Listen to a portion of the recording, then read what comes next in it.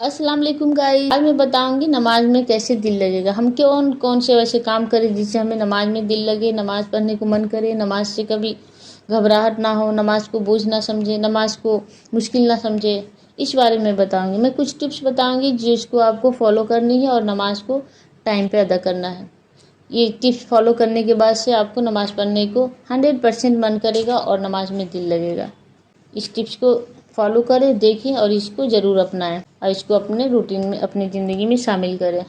जो भी मैं टिप्स बताऊंगी आप उसको फॉलो करें और उस पर अमल करें। इंशाल्लाह नमाज में ज़रूर दिल लगेगा। आज मैं बात करूंगी नमाज में दिल कैसे लगाए, नमाज को कैसे अपने टाइम पे और वक्त पे अदा करें। टिप्स नंबर 1 है जो बिल्कुल मौत के करीब है, मरने की हालत में है, जो नज़र की हालत में है, मौत के बहुत ही ज़्यादा करीब है, वैसे मरीज की आदत को जाएं। वैसे मरीज की आदत करें, उनके पास जाएं, उनको देखें। उनको देखने से दिल में खौफ आता है, अल्लाह का डर आता है, मौत से खौफ आता है और इंसान दुआ करता है कि अल्लाह ऐसी मौत हमारी ना हो, हमारी इससे भी बेहतर मौत हो, इससे भी हमारा अच्छा अंजाम हो, इससे नमाज पढ़ने का दिल अच्छा से ख्याल आएगा दिल। इसलिए मरीज की आदत को जरूर जानी चाहिए।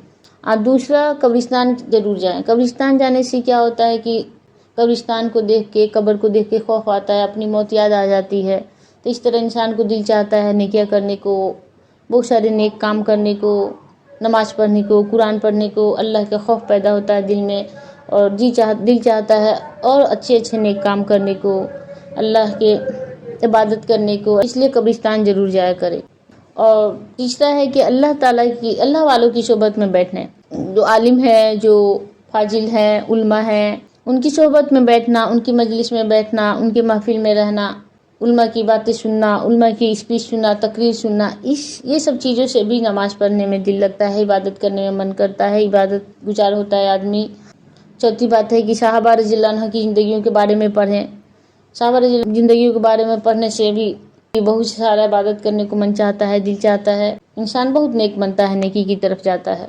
साहबा रज़ियल्लाहु अन्हुम की ज़िंदगी के बारे में 100% नमाज में दिल लगेगा।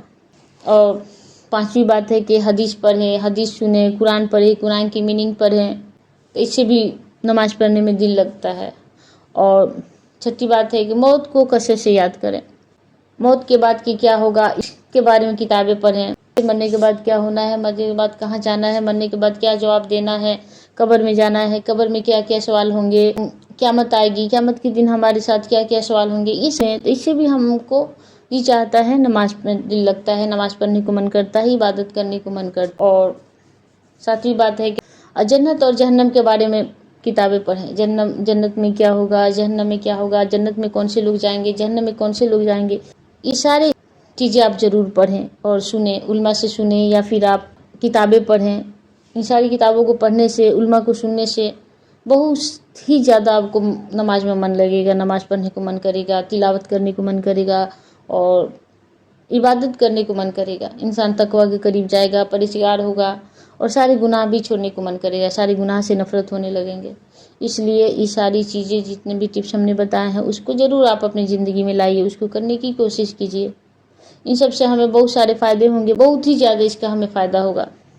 इस तरह अगर हर इंसान अगर इस तरह करे, हर मुसलमान इसको अपने ऊपर लाजिम करे, तो इंशाअल्लाह उसका नमाज में भी मन लगेगा, कुरान पढ़ने में भी मन लगेगा और नमाज से दिल बिल्कुल उचाट नहीं होगा।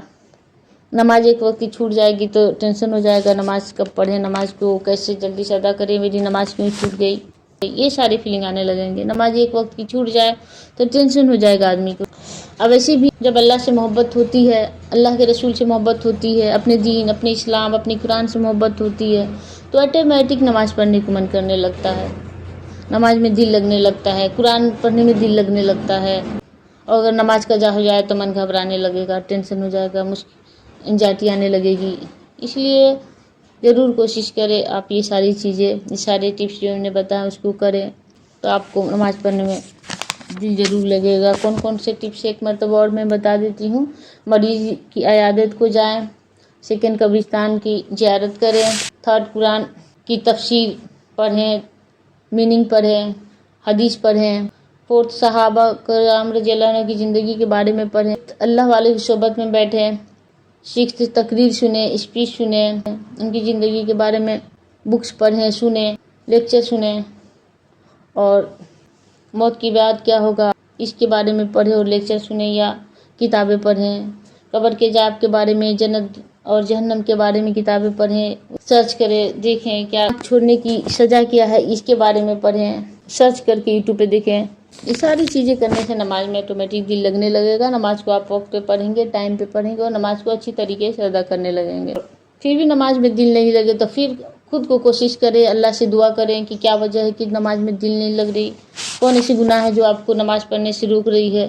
اس گناہ سے توبہ کریں، معافی مانگیں اور اللہ پاک سے دعا کریں کہ نماز میں دل لگے، نماز پڑھ پائے، ٹائم پہ ادا کر پائے. کبھی کبھی نماز آدمی چاہ کے بھی نہیں پڑھ پاتا ہے کیونکہ ہمارے گناہ ہمیں روک دیتے ہیں. ہم ایسا کوئی گناہ کر چکے ہوتے ہیں جس سے اللہ کے سامنے سجدہ نہیں کر پاتے ہیں، یا اللہ اپنے سامنے سجدہ کرنا پسند نہیں کرتا اس انسان کا نماز پسند نہیں کرتا.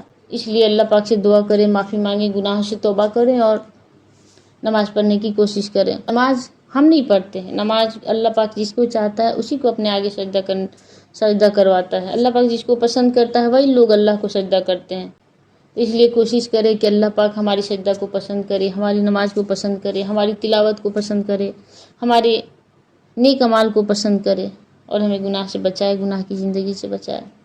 اللہ پاک سے دعا ہے کہ ہم سب کو نیک بنائے، ہم سب کو پرہیزگار بنائے، ہمیں تقوی اور پرہیزگاری عطا فرمائے، ہمیں ہماری گناہوں کو معاف فرمائے، ہماری خطاؤں کو بخش دے اور ہمیں ہماری اگلی پچھلی تمام گناہوں کو معاف فرمائے اور ہمیں اپنے نیک اور پسندیدہ بندوں میں شامل کر لے. آمین یا رب العالمین. جزاک اللہ خیرن. تو ہمیں یاد رکھیں. السلام علیکم ورحمۃ اللہ وبرکاتہ. سبحانک اللہم و بحمدک، اشہد ان لا الہ الا انت، استغفرک و اتوب الیک.